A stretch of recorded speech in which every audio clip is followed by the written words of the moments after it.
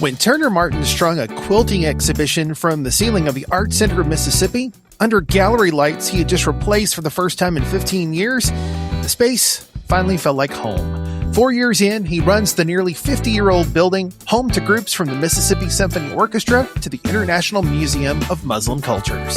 Hey, it's Paul Wolf with a front row seat to conversations on culture from Jackson, Mississippi. We call our podcast Soul Sessions. It's the people, places, and events that make the city with soul shine. On today's show, Turner explains how a monthly exhibition series he started from scratch in 2023 is quietly reshaping what belongs in Jackson's 100-year-old permanent art collection. It's a path that started at Millsaps College under art historian Elise Smith and took shape when Deputy Director David Lewis took a chance on it. So you are the manager, the Arts Center manager for the Arts Center of Mississippi here in Jackson. And I guess my first question is, what does that actually mean, kind of a day-to-day sort of thing? Is it more about building operations, or is it programming, or is it relationships, or maybe it's all three? That's a wonderful question. And as far as day-to-day goes, I feel like I'm still figuring that out 4 years into it now. It seems it's a very open-ended position. So we as an art center, the Art Center of Mississippi, are owned and operated by the city of Jackson. So I am a city employee. And for the majority of my time here, I've been pretty much the only employee here, especially full-time.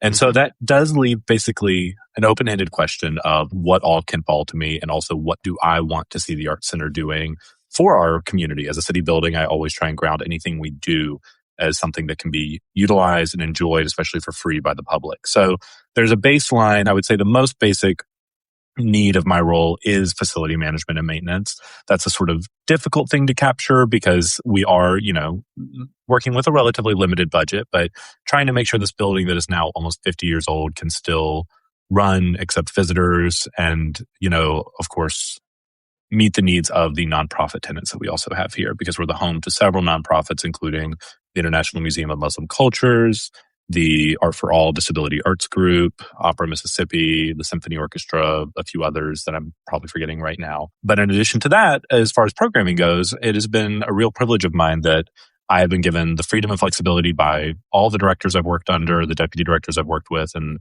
my coworkers here at the city to really reimagine what our arts programming can look like if we're being a little bit more active and dynamic as a city. And so at this point, we now have a pretty robust schedule of exhibitions where we do about 16 a year on average, here just at the Art Center. And so that's all me. I put together a committee to help actually select those artists, so I'm not biased picking only friends or anything like that. And so other than the committee picking the artists, from there, I work with each of our artists or nonprofits or academic institutions we partner with for these shows and get them up on the walls and make sure they look good, and try and work with these artists to also do programming or engaging opportunities with it. So yes, and all of the above. You're managing so many different organizations and exhibitions under one space. Now, how do you keep everyone's schedules and identities from colliding with each other? It's interesting. A lot of our tenants right now, like for instance, the opera doesn't really do many events in the building, so they're really easy to schedule, versus like the Museum of Muslim Cultures has a lot of wonderful, workshops, gallery talks, exhibitions, galas, whatever. And so I now do have another full-time coworker. His name is Andy Burns, and he's been working with the city for 26, 27 years now. The majority of that time was spent being the event scheduler at Thalia Mara, and now he's our executive office coordinator for the cultural division. And so he handles, thankfully now, all of our calendars. So we have a process where all the tenants can reach out to schedule their events, where the public can reach out, where I'll put in my events. We have, dance rehearsals that go on almost every day of the week. And so he helps me keep all of that straight to make sure that all of us get as much opportunity as we can to utilize this space and get more members of our audience here and able to enjoy things. So, and then as far as identity, we really just let the tenants, of course. I mean, I am very loosely, I guess, a landlord, which I don't know how I feel about that, but it's for nonprofit, so that feels okay. And so as long as they feel that they're living into their mission and that our building can help them do that, that's really what's important, is that they represent themselves, because, that's what matters in the work they do. There's so much to say about the Arts Center of Mississippi in downtown Jackson, but I'm going to take us back a few minutes here. And I want to know, Turner, how did you end up in this role? What's your story? What's the path that got you here? Yeah, well, I am a lifelong Jacksonian, which I'm incredibly proud of. So I've lived here my entire life. I grew up, I went to St. Andrews for, elementary through high school. And then I went to Millsaps and studied art history and education. Going into college, I really thought that teaching, especially maybe in a history area, might be what interested me. But I got to study under a wonderful woman, Elise Smith, and then also several other wonderful women, including Dr. Sarah Williams and Dr. Stacy DeZutter at Millsaps. And they all really created this world for me in art history that felt so compelling and motivating and engaging.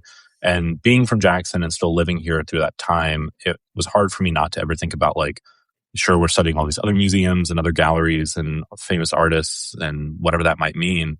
But also, who are the artists here that we love? Like, I've grown up going to the Mississippi Museum of Art, and that's an incredible space. And, how do we as a community look at our art scene? And so, graduating college, I was really lucky to work for the Art Museum for a year in an educational fellowship, which I always joke, I think fellowships, especially in the art world, are really great for also teaching you what you don't want to do. I loved my time at the Art Museum and I loved the work I got to do in their education department, but it did show me that I do not want to be an educator in a museum space. I just like, it's such incredible, beautiful work that these people do. Like Mary Barnes is one of their educators there. And I'm just in awe every day of what she's able to do and how she's able to engage with students and schools and the visitors at that space. But it's just not for me. I like working with the artists more. I like working with the gallery space physically more. And so I was looking for a bunch of different jobs when I finished that fellowship, and this happened to open up. And David Lewis was the deputy director at the time, and he and Mike Williams interviewed me and decided to take a chance on me despite not having a ton of experience, going into this, and then trusted me when I got here to hit the ground running and really work with our artist community. And that's just been such a privilege to then be in this space and get to, as a representative for the city of Jackson, the city I love, try and create space and opportunities for artists that maybe don't have it at the level that the art museum provides, or want to live somewhere for exhibiting their work that's maybe in between a commercial gallery or a museum and really play with what they do. And I think that's something that's been a big focus for me since I've been here. You mentioned so many instructors and people who took chances on you, like David and Mike. And I guess I want to know, was there an early moment, a show, a space, or a person that made you really want to work in the arts rather than just be an enjoyer of it? Yeah, well, it's not something that I feel like I thought of professionally until I was in college even. Like I said, I even went to college not thinking about working in museums at all. I didn't even know what that would mean. But as I've come into this world and started working in it, looking back and growing up, even just here in Jackson, like, none of my family, like everyone in my family likes art, but we weren't like a huge avid art family. None of my family members are artists at all, except my grandmother on one side, but still, it's just not something I really grew up around other than going to things like the Art Museum. And I remember when it was in this building, the Art Center of Mississippi, and I was coming That's here. right. And so I've always enjoyed being in those spaces, like growing up and coming to this building and then the Art Museum when it moved to its current space. Like I remember seeing, some of the stereotypical shows that didn't initially inspire me because of the art, but being in the space felt so cool of, like a Picasso show or a Van Gogh show or whatever that the Art Museums always love to bring back every few years. And like seeing the bright colors of like the walls though that are around the art and the way the galleries are lit and feel just like these big grand spaces. And so like then growing up, anytime my family would be able to travel, being able to go to art museums anywhere, whether it's like New York or my aunt and uncle live in San Francisco now. So every time I'm there, I make sure I visit every museum I can. And so like once I realized getting into college that, and like you said, I mentioned some of these people that inspired me, including Elise Smith, like taking even just one or two classes with these people who do know more obviously about this world that I now work in really opened my eyes to, it's not just a space that the public can go and enjoy. Like there are people that make this work happen, which isn't something you get to think about as much. And then being able to see all the different facets of that very quickly since going to college has been really inspiring. So I just feel very lucky now that I get to do the work at the level that I do, because normally you have to wait a lot longer than I have to operate a space like this. Right, for sure. Is there a moment in that building, maybe a performance or a rehearsal or something that's really stuck with you? I would say that There's been two exhibitions that I feel like have really stuck with me the most. And I feel bad saying that considering how many we've done. So if any artists are listening, I've loved truly every single show I've been able to work with. But the first time that I put up a show here and was like, wow, this space just feels different than I've ever seen it was last year we collaborated with the Briarwood Arts Center and their quilting group led by Stephanie Brown. And they had their quilting circle exhibition here. And we were able to hang quilts from the ceiling. We were able to take up whole walls with these fabrics that just are so recognizable and feel like home to anyone that would be in Jackson or the South. And I had just bought new light bulbs for the space, which was the first time that had happened, I think, in this building in like 15 years. So they're actually gallery quality bulbs, which makes just such a big difference. And getting to see her quilting group be in this space and them celebrate their 2-year anniversary and seeing all these demographics come and enjoy such a deeply Southern art form in a space that I also feel that I've worked so hard in just felt so culminating of the work I've done both at the art museum and here and the people I've gotten to know. And so that felt very just like being at home, which is a cool feeling to have in a public space. And I think it coincided too with the quilting exhibition that was going on over at the art museum at the same time, right?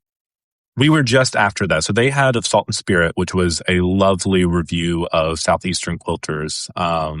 And so it was really fun. I feel we've every now and then had this synergy without any intention between our two buildings. I don't even know if the art museums have noticed, and I wouldn't blame them if they haven't. But it's been really funny that every now and then we have these moments like that where the art museum does what it does so beautifully and so well. And then usually on sort of a broader scale than maybe we can manage. And then we have something that feels sort of like almost like a little sister to it of this very local and personal thing where they're able to, with their resources, sort of go more regional or national or even international, and seeing the ways that those different kinds of installations and receptions can go.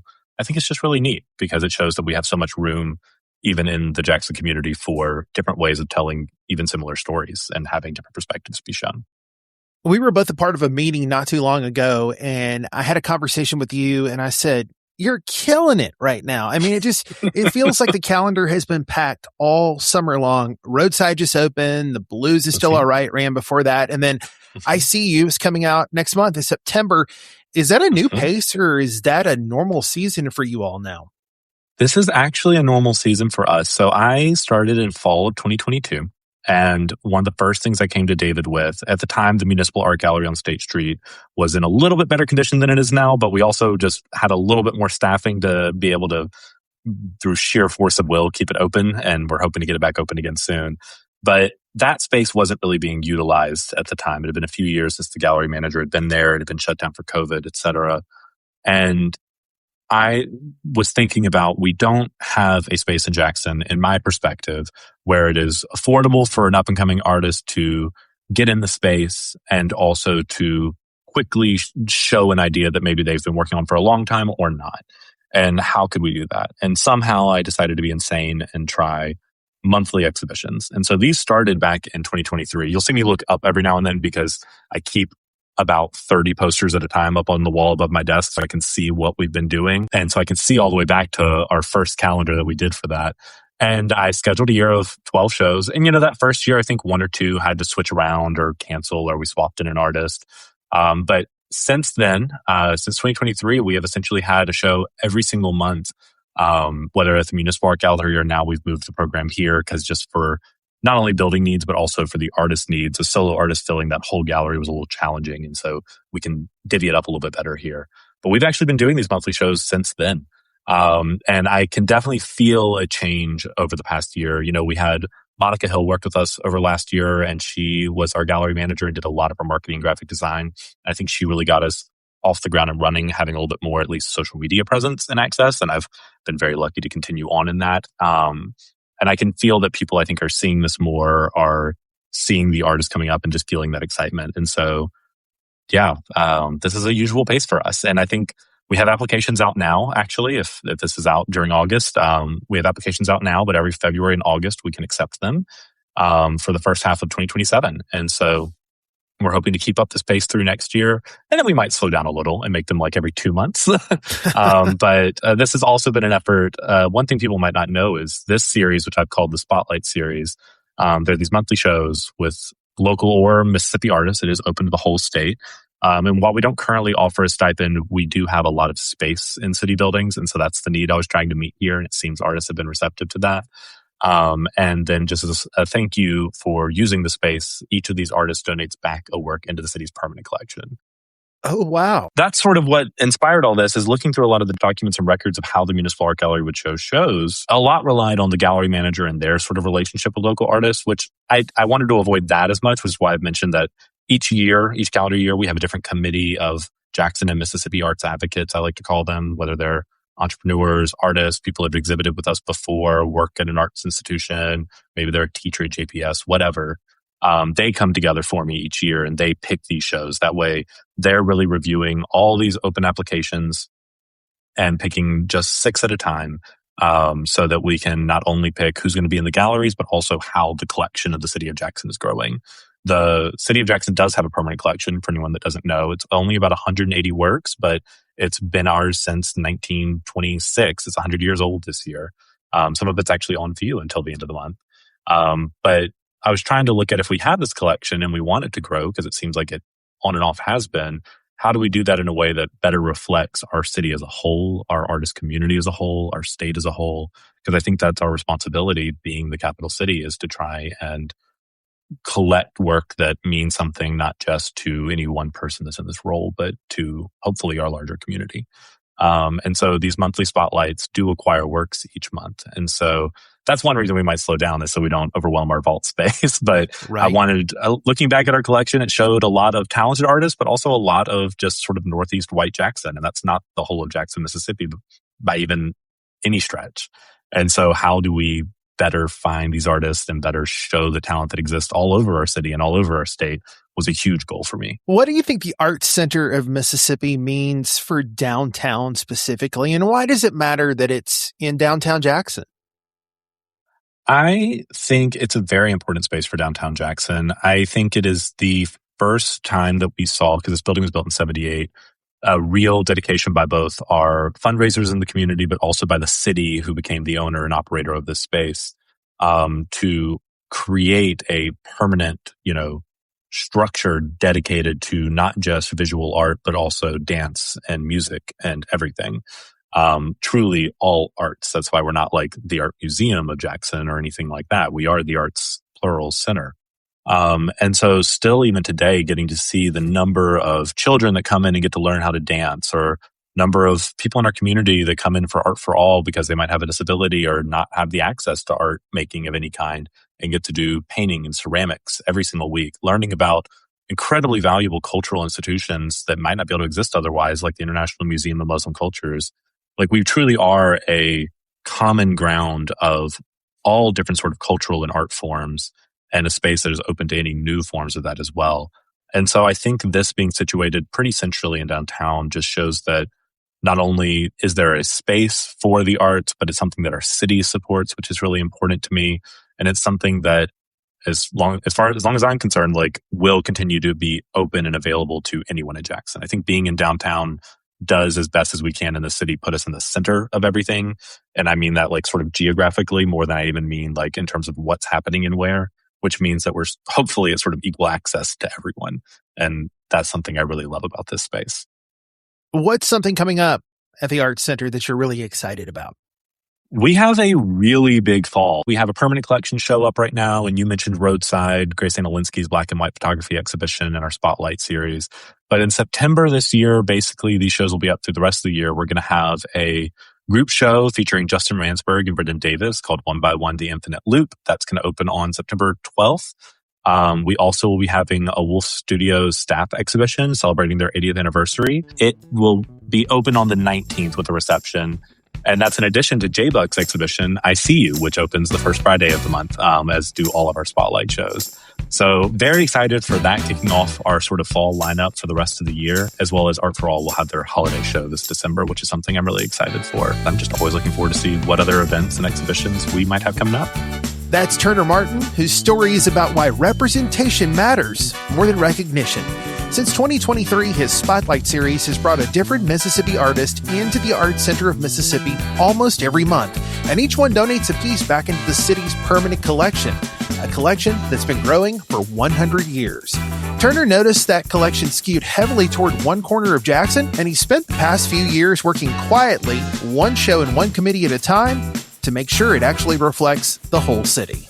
The Art Center has a packed fall ahead. Jay Buck's I See You opening this month.